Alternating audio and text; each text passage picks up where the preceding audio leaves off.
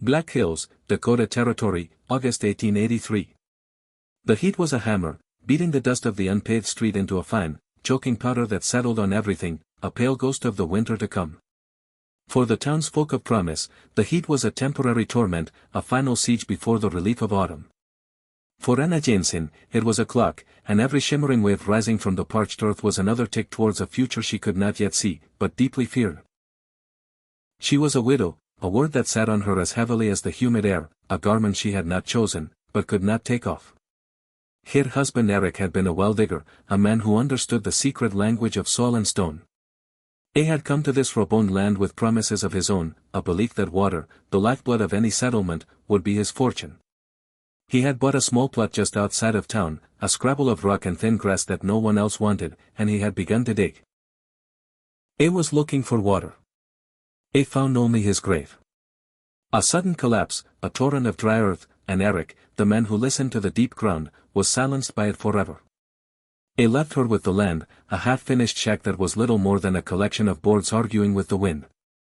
And the well was his monument and her inheritance, a perfectly circular timber short shaft dropping 40 pies into the unyielding Dakota bedrock.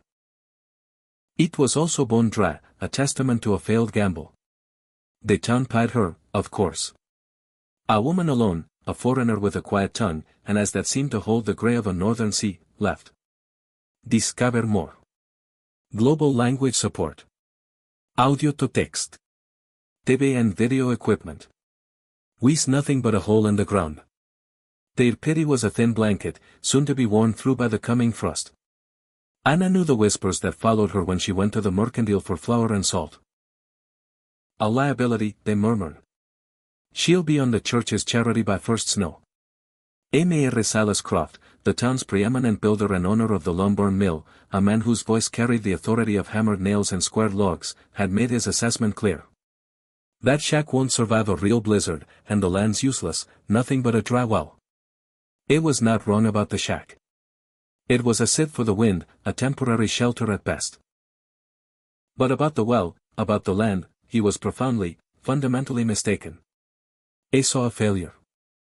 Anja saw a doorway. Erik had not just been a welder. He was the last in a long line of Danish men who had worked underground, not for water, but for stone and coal in the old country. He had carried the earth in his blood. In the evenings in their small cot. He hadn't told her stories of saints and kings. He told her stories of geology, of thermal gradients, of the way the deep earth held its breath, maintaining a steady, constant temperature, indifferent to the raging fevers of summer or the icy hours of winter. The surface world is a frantic child, he would say, his hands tracing patterns on the rough blanket. It screams with heat. It shrieks with cold. But you go down just a little way, Anja, just past the frost line. And the earth remembers a time before seasons. It keeps a steady heart. One sweltering afternoon, as the town sought refuge in the shade of porches and the cool of the saloon, Anna walked to the edge of the well. She looked down into the dark, perfect circle. It did not smell of damp or decay. It smelled of cool stone and ancient dust. It was not a grave. It was a promise of a different kind. Her decision was not born of desperation or madness, as the town would later claim. It was born of logic, of memory, of Eric's quiet wisdom. She would not build upon the frantic surface. She would not fight the winter. She would step aside and let it pass over her. She tied the rope to the sturdy windlass Eric had built, lit a lantern, and climbed down. The heat of the August sun vanished 10 pies below the rim. By 20 pies, the air was cool and still. At the bottom, 40 pies down, it was like a cellar in late autumn. A deep, profound cool that felt not like the absence of heat, but like a presence of its own. She held the lantern high. The walls were solid, a mix of compacted earth and layered shale. Erik's shoring timbers were expertly placed. He had been a master of his craft. He had not found water, but he had built the perfect entrance. Anna placed her hand against the wall. It was cool, yes, but it was a living cool. She pressed her ear to it, closing her eyes, and listened. She heard nothing but the faint beat of her own heart, and in the deep silence, she felt the steady, unwavering presence of the earth. She was not in a hole. She was in a sanctuary. When she climbed back out, blinking in the aggressive glare of the sun, her path was set. She would not be a liability. She would not beg for charity. She would finish the work Eric had started, not by going deeper, but by going wider. She would carve her home from the earth itself. Her work began the next day. The town watched, first with curiosity, then with bewilderment, and finally with a kind of communal mockery. She was not hauling lumber to reinforce her shack. She was hauling buckets of dirt out of the well. Day after day, the pile of excavated earth beside the well grew. The children gave it a name first, whispered behind cupped hands. The widow's folly. The name stuck. Adults adopted it with a sad shake of the head. Grief does strange things, they'd say. Poor woman's digging her own grave. Anna ignored them. Her world narrowed to the feel of the shovel in her hands, the scent of the deep earth, the rhythm of her own labor. At the bottom of the shaft, she began to tunnel horizontally, heading north, away from the path of the winter sun. Eric had taught her how to read the stone, how to follow a seam, how to brace the ceiling as she went. She was not digging wildly. She was excavating with surgical precision. She planned a main living chamber, a smaller sleeping alcove, and a pantry. Each bucket of rock and soil was a victory, hauled up by the hand-cranked windlass, her shoulders and back burning with a clean, honest pain. She was not just building a shelter. She was building a new life, one handful at a time. The confrontation she had known was coming arrived in late September. The aspens in the hills were turning a brilliant, feverish yellow, a beautiful warning. Silas Croft rode out to her property, his horse picking its way carefully around the growing mound of earth. It was a large man made larger by his reputation. He dismounted and stood at the edge of the well, his hands on his hips, his face a mask of stern paternalistic concern. Mistress Jensen, he began, his voice accustomed to being obeyed. Anja, this has gone on long enough. Anna, emerging from the shaft, her face smudged with dirt and her hands raw, simply looked at him, waiting. The town is worried, he continued, gesturing vaguely towards promise. Winter is 2 months away. You are spending your strength on this whole. Your shack is falling apart. You have no cordwood to speak of. What is your plan, woman? My plan is here, she said, her voice quiet, patting the stone-dusted ground beside the well. Croft let out an exasperated sigh. You cannot live in a well. It is a tomb. It will be damp. It will be dark. And the first heavy rain will flood you out, or worse, it will collapse and bury you. I am a builder. I know these things. I know the land, and I know our winters. This is madness. You know the surface, Mr. Croft, Anna replied, her gaze unwavering. You build boxes that sit on the skin of the earth and dare the wind to knock them down. You fight the cold. I do not intend to fight it. And what do you intend? I scoffed. To ask it in for tea. I intend to be where it is not, she said simply. The simplicity of her statement seemed to enrage him. It was an affront to his expertise, to the entire established wisdom of frontier survival. You are digging your own grave. I said, his voice dropping, the words meant to be a final chilling verdict. You are a danger to yourself, and you are setting a poor example. When you freeze or starve or are buried alive, it will be the town that has to deal with the consequences. Anna looked at the man, at his fine leather boots and his confident posture. He saw a hole, a void, a negative space defined by what it lacked. Walls, a roof, a window. It could not see what it possessed. The earth that takes can also give. Mr. Croft, she said, her voice barely a whisper, but carrying with the weight of conviction. You only see one side of the ledger. I am not digging a grave. I am building a root cellar for a human being. I stared at her for a long moment, searching for a crack in her certainty, a flicker of doubt. I found none. He shook his head, a gesture of both pity and disgust, mounted his horse, and rode away. The verdict of the town was sealed. Anna Jensen was a lost cause, a fool, succumbing to her grief in the most peculiar and public way possible. Her folly was now her identity. Anna watched him go, then turned back to the well. His words did not sting. They were irrelevant. The buzzing of a fly on the surface whirled. She had work to do. The community's dismissal was in its own way a gift. It left her alone. As October painted the hills in shades of rust and ochre, she completed the main excavation. Her subterranean home was not a damp cave. It was a series of clean arched chambers carved from the stable shale. The main room was roughly 12 pies by 16 pies with a ceiling high enough for her to stand comfortably. A sleeping nook branched off one side, just big enough for her cot and a small chest. On the other side, a pantry where the deep earth would keep her meager stores of potatoes, carrots, and salted meat at a perfect, unwavering temperature. The floors were packed earth, swept smooth and covered with the few rugs she owned. The walls were the living rock, cool and solid to the touch. But Dana knew that shelter was more than just a hole. Eric had taught her that a man without airflow is a tomb. Her home needed to breathe. This was the most crucial part of her design, the detail that the surface dwellers could never comprehend. Miles away from her property on a small rocky hillock that rose about 30 pies higher than the land around her well, she spent a week digging a second, much smaller shaft. It was only those pies in diameter, a narrow chimney of a hole that she lined with carefully fitted stones. It was hard, grueling work, and it looked like nothing at all. A small stone-lined pit on an empty hill. Then came the most difficult task. From the back of her main living chamber, she began to tunnel again. Not wide, but narrow, just large enough for her to crawl through. She was not tunneling aimlessly. She was tunneling towards the chimney shaft on the hill. For weeks, she worked in the claustrophobic dark, pushing a small cart of dirt ahead of her, guided by a compass and an innate sense of direction inherited from her husband. This was the work of a manor. This was the knowledge that Silas Croft, with all his sawmills and blueprints, could never possess. Finally, after 40 pies of painstaking labor, her shovel broke through into the bottom of the chimney shaft. A column of cool, fresh air flowed into the tunnel, a gentle but persistent sigh from the world above. She had created a lung for her home. Now the system was complete.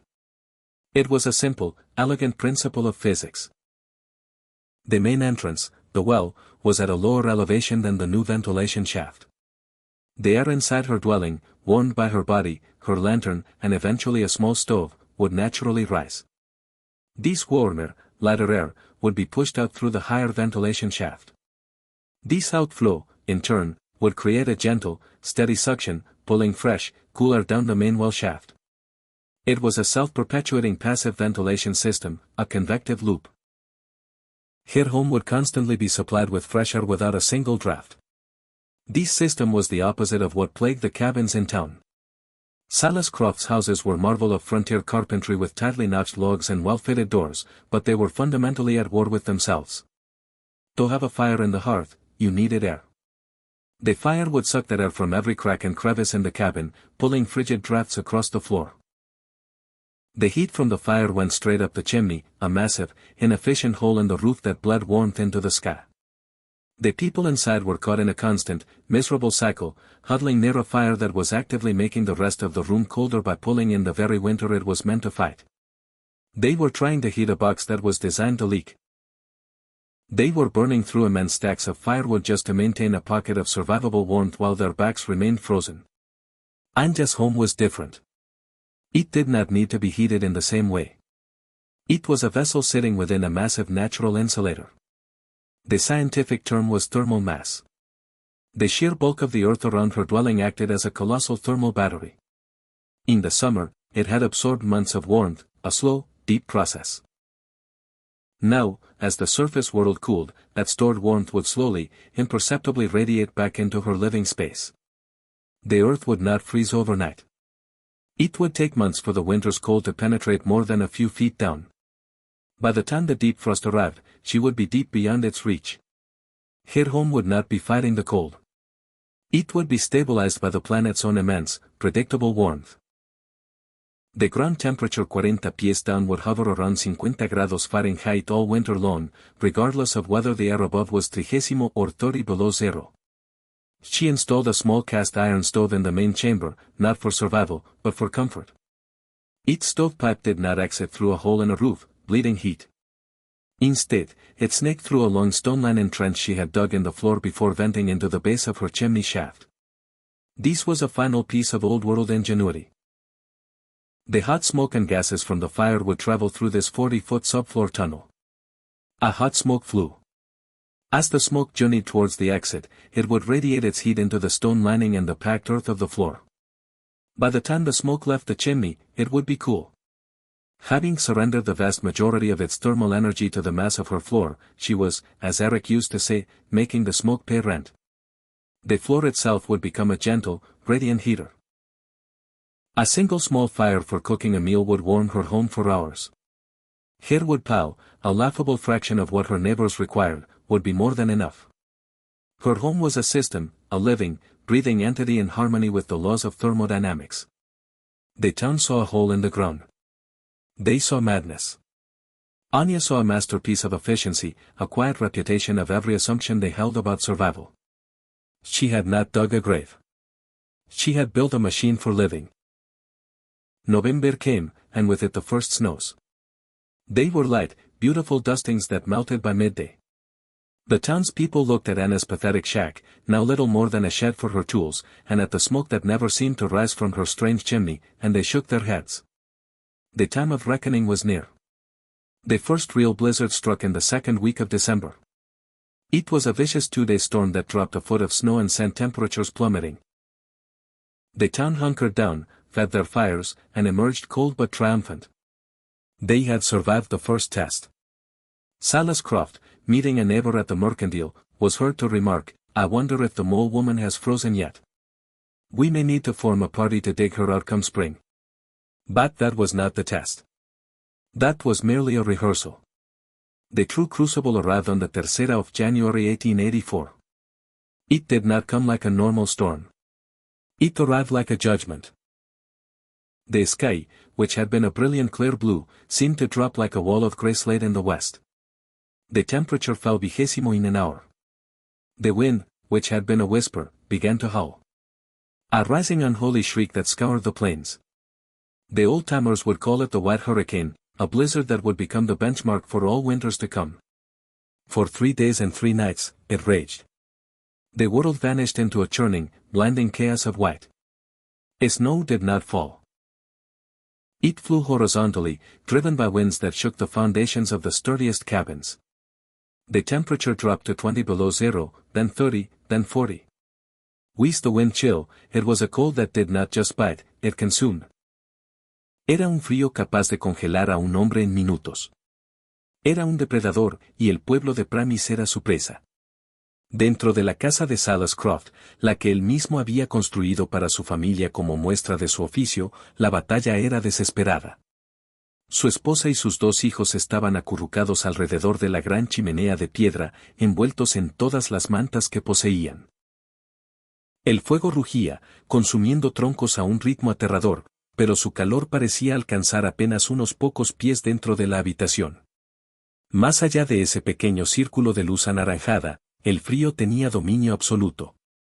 La escarcha cubría las paredes interiores, trazando los huecos entre los troncos con intrincados y crueles patrones de hielo. Una taza de agua olvidada sobre la mesa de la cocina se congeló por completo. Las ventanas eran láminas opacas de blanco. Cada ráfaga de viento se sentía como un golpe físico contra la casa, forzando agujas de aire supercongelado a través de grietas microscópicas. Croft no dejaba de meter trapos en las rendijas, un gesto inútil. Él era el constructor más respetado del territorio, y su casa estaba fallando. El frío estaba dentro con ellos, un invitado silencioso y mortal. Miró su menguante pila de leña, luego los rostros aterrorizados de su familia, y por primera vez en su vida sintió el toque helado del verdadero miedo. Por todo el pueblo, la historia era la misma. Familias acurrucadas en una sola habitación, abandonando el resto de sus casas al frío inhumano. El ganado atrapado en establos que eran poco mejores que rompevientos comenzó a morir congelado donde estaba. El sonido del viento era un asalto constante y enloquecedor para los nervios, un recordatorio de la fragilidad de sus refugios, de lo delgadas que eran las paredes que separaban la vida de la muerte. Eran pioneros, endurecidos y recursivos. Pero esta era una fuerza más allá de su experiencia. Su sabiduría convencional, sus gruesos muros de troncos y fuegos rugientes estaban demostrando ser una ilusión trágica.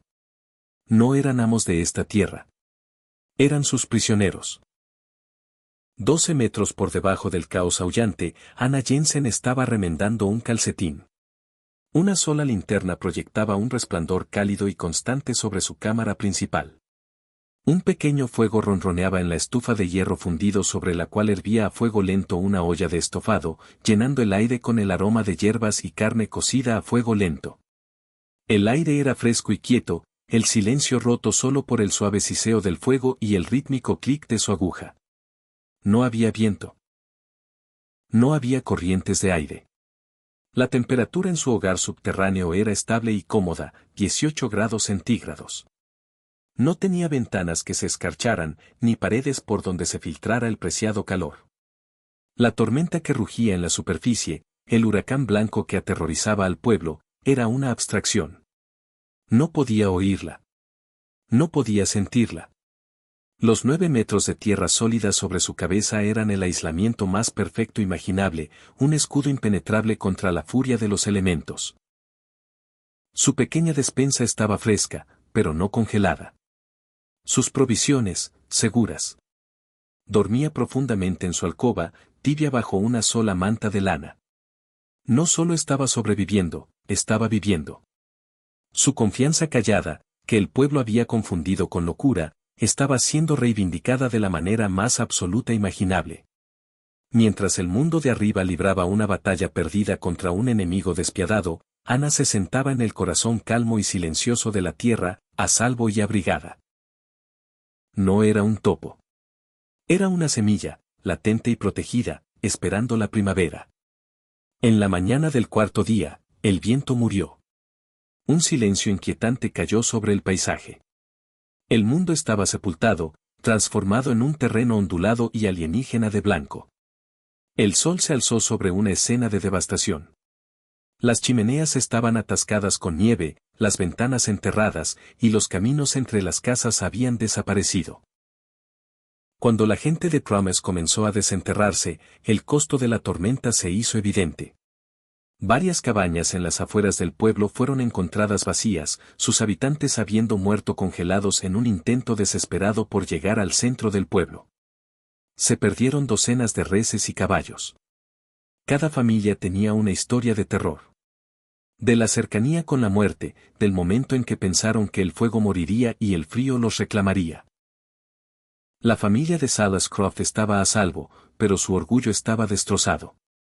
Su pila de leña estaba casi agotada. Había perdido 2 de sus mejores caballos. Su casa, su obra maestra, se sentía como una tumba de hielo. Mientras contemplaba los restos de su mundo, un único pensamiento persistente se abrió paso en su mente. La viuda, la tonta, Anna Jensen. Su choza, podía ver desde su porche, era un desastre, medio colapsada bajo el peso de la nieve. ¿Pero y su hoyo? ¿Habría sido su tumba después de todo? Un sombrío sentido del deber mezclado con una pizca de curiosidad mórbida lo obligó a averiguarlo. Se abrigó con su abrigo más grueso y comenzó la ardua caminata a través de los enormes ventisqueros. La nieve le llegaba a la cintura y el aire seguía siendo de un frío cristalino y doloroso. Le tomó casi 1 hora recorrer el 1,5 kilómetros hasta su propiedad. Como esperaba, la choza era una ruina. El montículo de tierra excavada era una colina blanca y lisa. No había señales de vida. Sintió una punzada de culpa. Le había advertido. Todos le habían advertido. Caminó hacia el pozo, preparándose para lo que podría encontrar, o más bien, para lo que no encontraría. Y entonces lo vio. Un detalle tan pequeño y tan imposible que lo hizo detenerse en seco. Saliendo de un ventisquero donde él sabía que estaba la colina rocosa, había un delgado tubo revestido de piedra. Y de ese tubo, una hebra de humo gris, débil, casi invisible, se elevaba recta hacia el aire aún helado. Humo. Humo significaba fuego. Fuego significaba vida. Tropezó hacia la boca del pozo. La entrada era un foso profundo en la nieve, pero estaba despejada. Se asomó por el borde. No podía ver nada más que oscuridad. Señora Jensen, llamó, con la voz quebrada. Anja. Pasó un momento. Luego una voz flotó desde la oscuridad, calmada y serena. Sí, señor Croft. Estaba tan atónito que no pudo hablar. Unos momentos después, apareció su cabeza, luego sus hombros mientras subía por la escalera. Emergió al mundo cegador y blanco. Llevaba un vestido de lana sencillo y un chal ligero. Sus mejillas estaban sonrosadas. No temblaba. No estaba demacrada ni aterrorizada. Se veía cómoda. Mientras estaba frente a él, una nube de aire cálido, visible como niebla en el frío brutal, brotó del pozo detrás de ella. Era como el aliento de una criatura viva.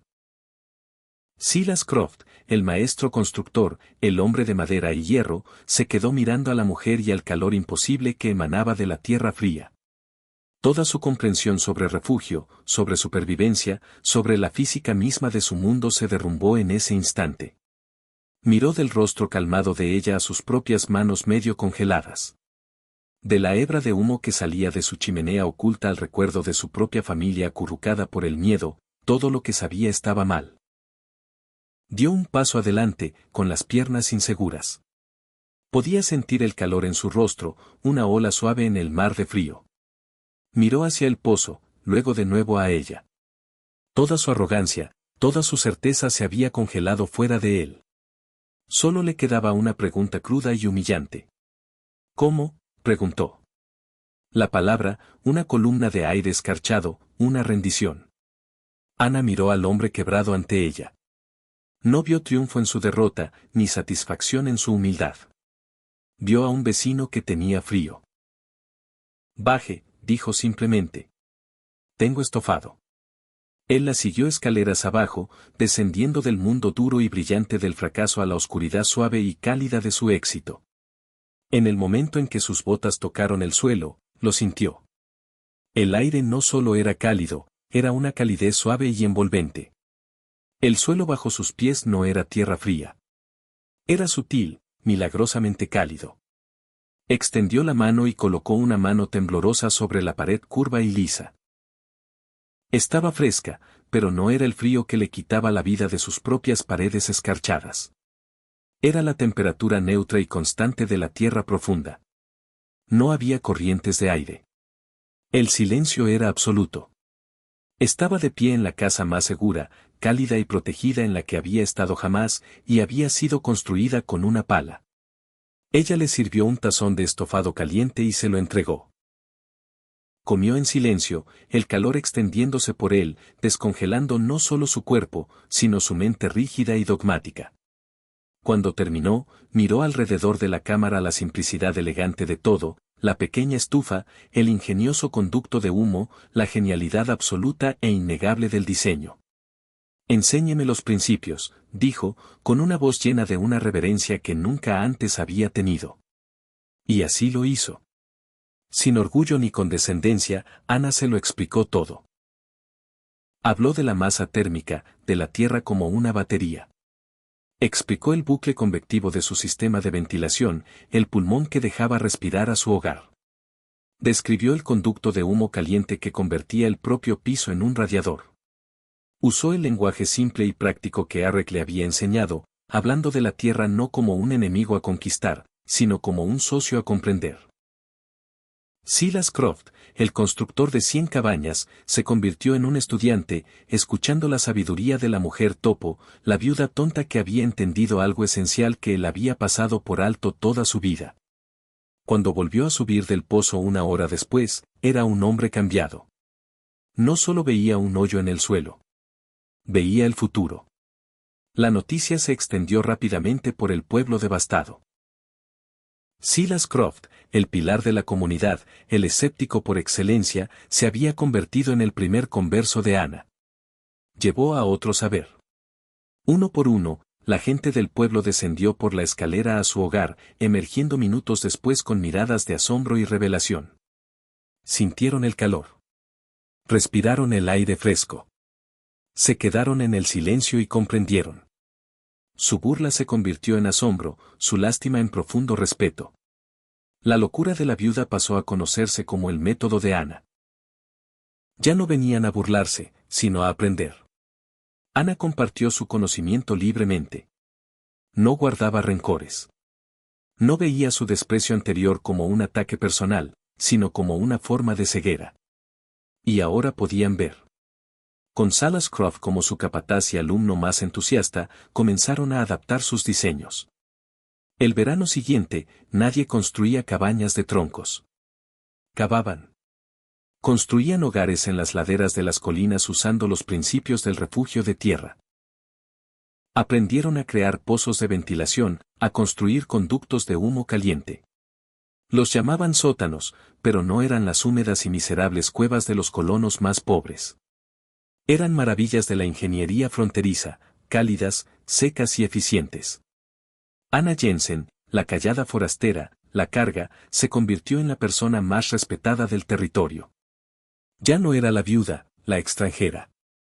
Era la fundadora. Les había dado más que una nueva forma de construir. Les había dado una nueva forma de ver. Les había enseñado que la verdadera fuerza no estaba en luchar contra los elementos, sino en entenderlos. Que los mayores recursos a menudo están ocultos, enterrados bajo la superficie de la sabiduría convencional. Vivió el resto de sus días en su tranquilo hogar, un pilar de una comunidad que había salvado, no con la fuerza, sino con conocimiento olvidado y una pala. Años después, se encontró un diario suyo. En la última página, con una letra prolija y cuidada, había escrito un pensamiento final, un resumen de toda su filosofía. Decía, la superficie grita, pero la tierra profunda susurra. Un alma sabia aprende a escuchar el susurro. Tenía razón. Todos estamos rodeados por los gritos del mundo de la superficie, las voces fuertes y seguras de la sabiduría convencional diciéndonos cómo deben hacerse las cosas. Se nos dice que el pozo está seco, que la tierra es inútil, que nuestras ideas poco convencionales son locuras. ¿Pero qué susurros has estado ignorando? ¿Qué conocimiento profundo y silencioso, heredado de un abuelo o aprendido de una pasión olvidada, has descartado como poco práctico? La mayor herencia de Anya no fue un pozo seco. Fue la sabiduría de verlo como una puerta. Tu propia herencia, tu propio conocimiento único está ahí. Tu cueva puede estar cubierta de maleza. Tu pozo puede parecer seco. Empieza a despejar la entrada. Empieza a escuchar el susurro.